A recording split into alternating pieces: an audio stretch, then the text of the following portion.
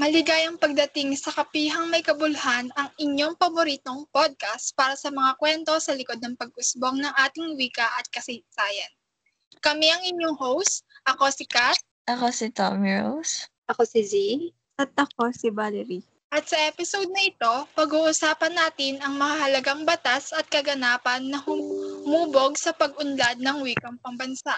So ano nga ba ang wikang pambansa o ang wikang Filipino? Ang wikang Filipino is ang pambansang wika sa isa sa mga opisyal na wika ng Pilipinas at ang Ingles ang isa pa, ayon sa Saligang Batas ng 1987. Isang layunin nito ang pagkakaroon ng isang wikang pambansa ang pagpapalaganap ng pagkakaisang pambansa. Ang pagkakaroon ng geographico at politikal na pagkakapatiran at maging ang pagkakaroon ng isang sumasagisag na pambansang wika ng isang bansa. So guys, what's your opinion sa topic natin for today's podcast? Honestly, ako na lang muna. Okay, sige. Kasi natatawa na ako dito eh. Sorry, Tommy!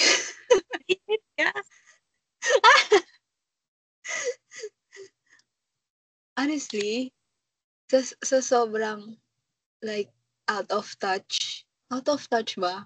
Na like hindi mo palagi ginagamit yung Tagalog. Continuous yung pagsasalita ng Tagalog.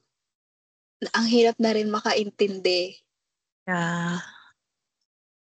I mean, So, sa sinabi mo, wala ako naintindihan. Medyo it's not that understandable. Oh, shala. Not that understandable. Oo. Hindi parehas nang hindi kinaya mag-take ng Tagalog. Hindi English na lang. I mean, kasi nowadays kasi for me mas na-engage tayo magsalita ng English. I mean, parang yun na yung I think sa generation natin. Yung majority sa atin is yun na yung first language. Oo, parang daily basis na natin ginagawang di ba may pangalan nawawala na?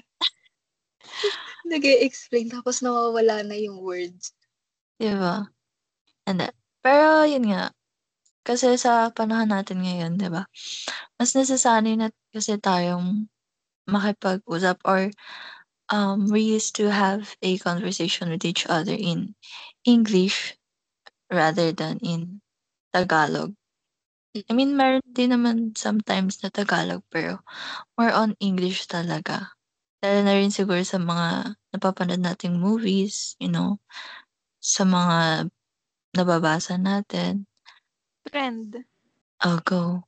Yun, sa trend. Siguro yung iba, parang ginagamit lang yung English is para lang sa trend kasi sumasabay sila sa uso, gano'n.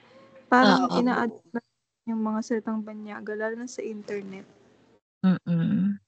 Pero, yung mostly kasi sa generation na din natin ngayon is nakakalimutan na din talaga kung saan nagsimula yung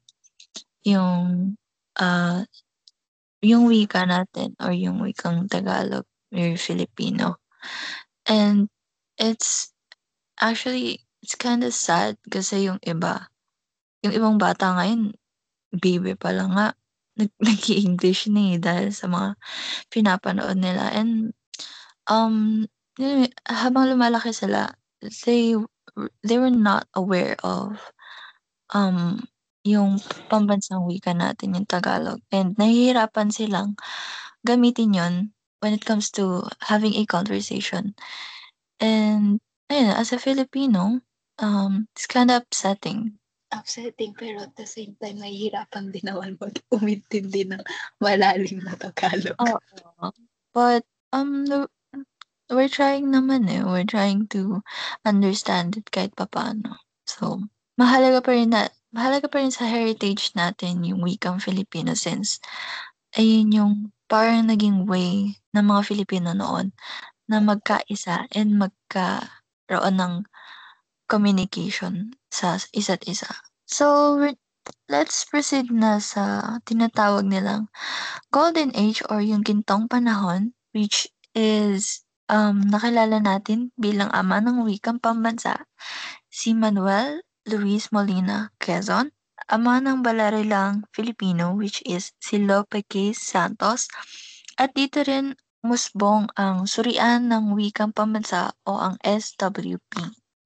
So noong Nobyembre 13, 1937 is dito pala nabuo or inilikha yung unang pambansang assembly natin, which is yun nga yung Surian ng Wikang Pambansa na pinili ang wikang Tagalog or ang Tagalog bilang batayan ng isang bagong pambansang wika. So dumako naman tayo sa mga batas Commonwealth at syempre alamin natin kung ano ba yung mga nilalaman noon. Z, can you ano ba yung mga batas Commonwealth na yan, Z? So, yung una is kautosang tagapagpaganap bilang Onte 4. Ito ay pinagtibay ni Pangulo Quezon noong December 30, 1937 na ang Tagalog ay batayan ng wikang pambansa. Wala na akong boses. Pangalawa is ang kautosang tagapagpaganap bilang 263. Sa bisa nito na buong ganap ni Lope K. Santos ang talatinigang may pamagat na Tagalog or English dictionary at ang balarila ng wikang pambansa. At ang huli, isang kautosang kagawaran, bilang 1, inutos ni George Jorge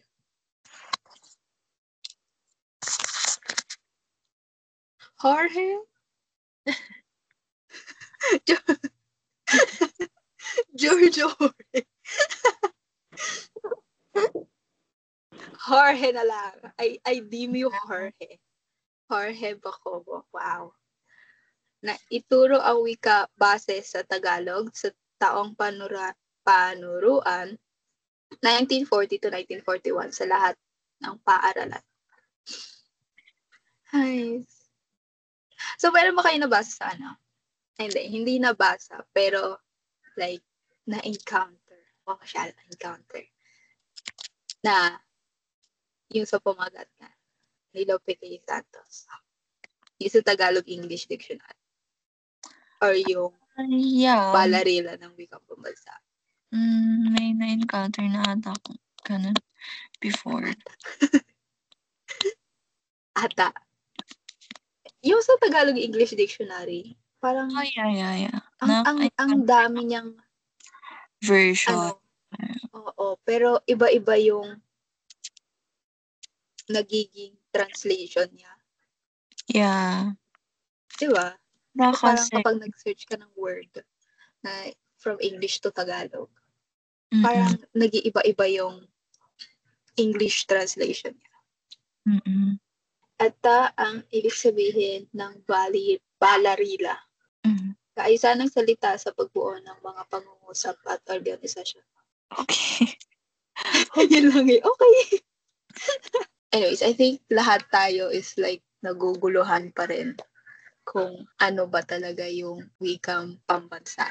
Di ba, Kat? Yeah. Tignan mo yung score ko sa quiz. Bumagsak dahil doon sa questions na yun. Kaya nga. Nakailang basa rin ata tayo nun eh. Na like reassurance if tama ba talaga yun. Tapos in the end, mali lang din pala. Kaasar. So, meron tayong batas Commonwealth. Ang batas Commonwealth Log 184. Ito ay ipinatupad bilang probisyong pangwika sa saligang batas noong 1935 na pinamunuan naman ni President Manuel L. Quezon noong November 13, 1936 na naglalayong bumuo ng samahang pangwika. Meron din tayong Batas Commonwealth Law 333. Ito yung batas o yung law na nagpapatibay sa pagkakaroon ng nasabing samahan, which is yung surian ng wikang pambansa. Punta tayo sa kwentong buwan ng wika. Kung bakit natin sineselebrate yung Yun na lang. Why do you think na sineselebrate nga natin ang buwan ng wika? Other than the performances. Siguro kasi, yun nga, since wikang pambansa, and yun din kasi yung pinagmulan nating lahat. So, siguro, that's why sineselebrate din talaga natin siya tuwing August. Bukod sa napaka-importante niya sa kasaysayan ng Pilipinas. Wow. Thank Clap, you. clap. Wow, teachable naman. Ikaw, Kat, why do you think sineselebrate natin ang buwan ng wika? Para sa akin, is sumisimbolo ito sa pagkakaisa natin at sa kultura natin. Yeah. Yeah. Yeah. Yeah.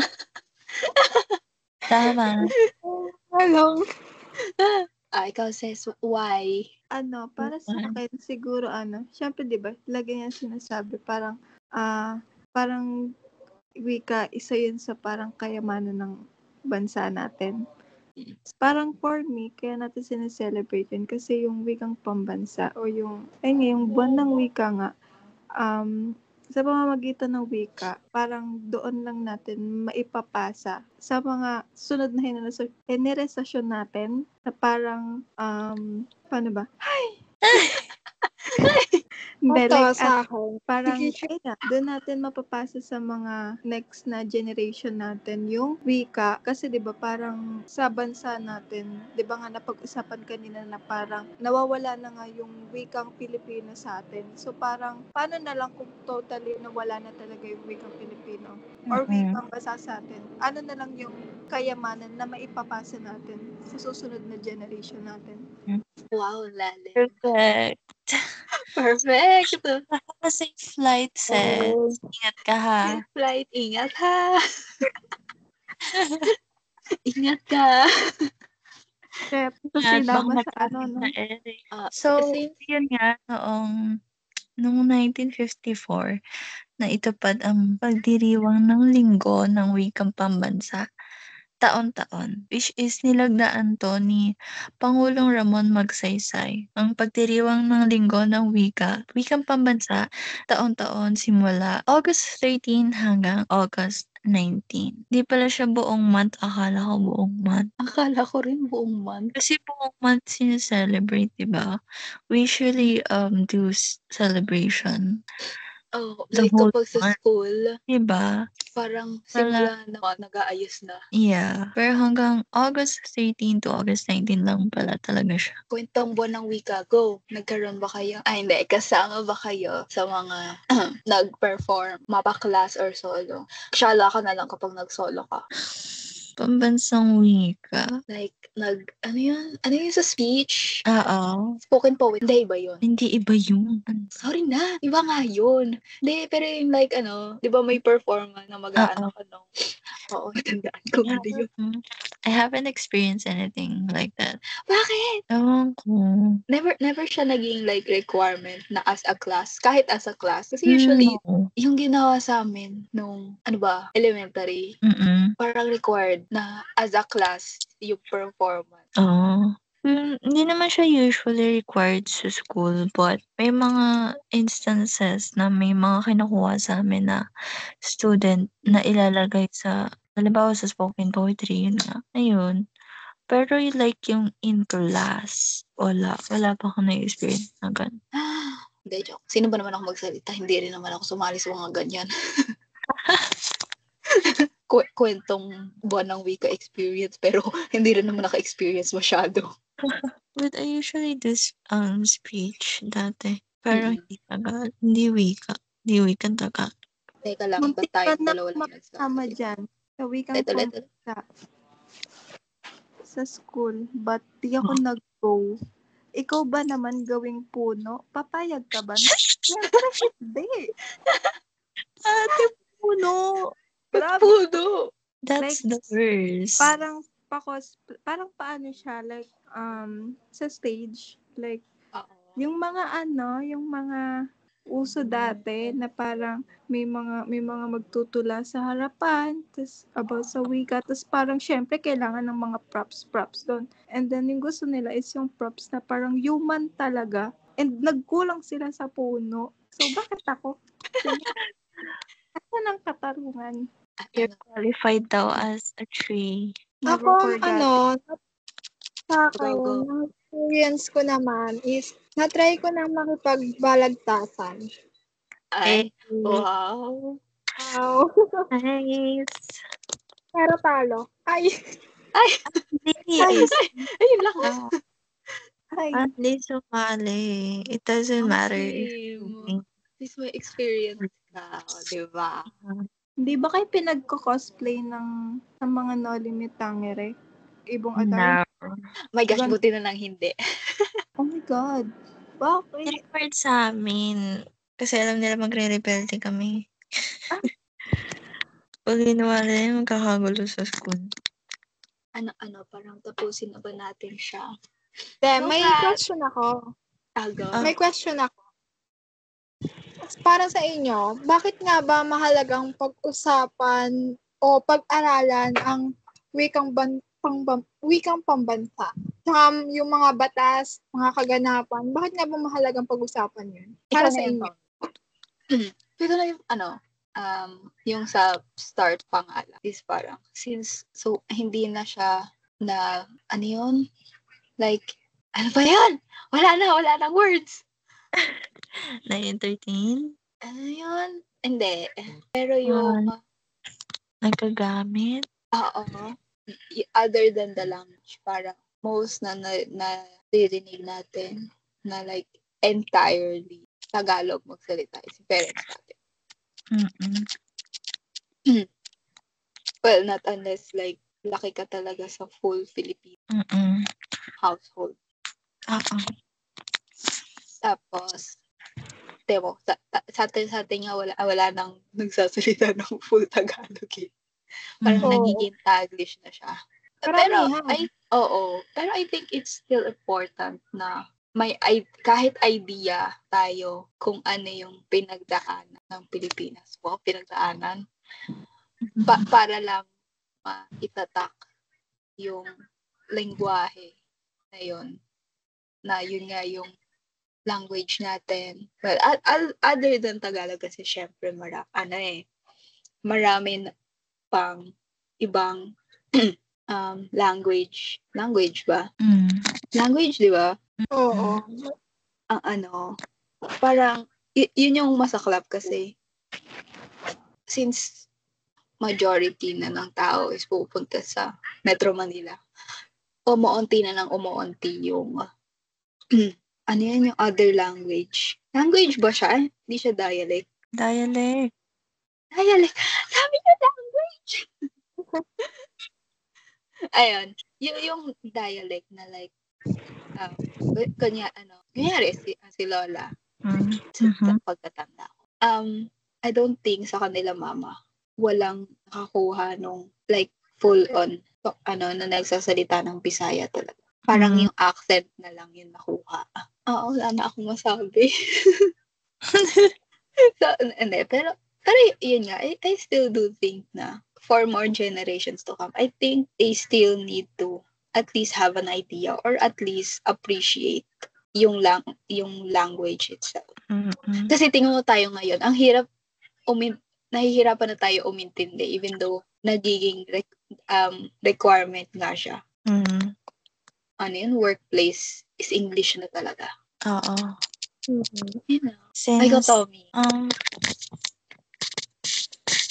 I think it's important din kasi talaga na malaman ng lahat, especially in this generation, yung mga bata ngayon, kung ano ba talaga yung lengguwahe natin o yung wika na ginagamit natin noon pa lang. Hindi naman sa hindi maganda na puro English lang yung natututunan natin.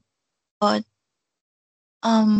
let's learn how to use and love our own language since mahirap din yung napagdaanan ng mga ninuno natin para lang maipaglaban yung wika natin or magkaroon tayo ng wikang pambansa. And to think na parang ngayon parang hindi naman sa nababaliwala, but it's not that used anymore or on English na since ang English is universal language. But sana ngayon yung sa generation natin or lahat ng tao is matutunan nilang gamitin yung wikang Filipino or wikang Tagalog and malaman yung history nung wika natin. Kaya ba, Kat, what do you think? Ako, para sa akin, is mahalagang pag-usapan at balikan ang wikang pambansa kasi dahil ang mga batas at proklamasyong ito ay nagpapaalala sa atin na ang wika ay higit pa sa kasangkapan ng komunikasyon. Kaya nga sabi ko kanina, ito ay simbolo ng ating pagkakaisa at kultura. Like, kunyari, di ba, kapag pumunta ka sa ibang bansa, tapos Tagalog yung salita mo. So, parang alam na nila na taga Pilipinas ka. Ayun, simbolo yun ng natin. It's like parang signature natin. Kumbaga, parang gano'n. True. Ikaw, Sis, what do you think? For me, kaya mahalagang pag-usapan yung wikang pambansa nga. Kasi syempre, di ba, ikaw ba nagsabi na parang yung wika nga is parang term din siya as pagkakaisa ng bansa.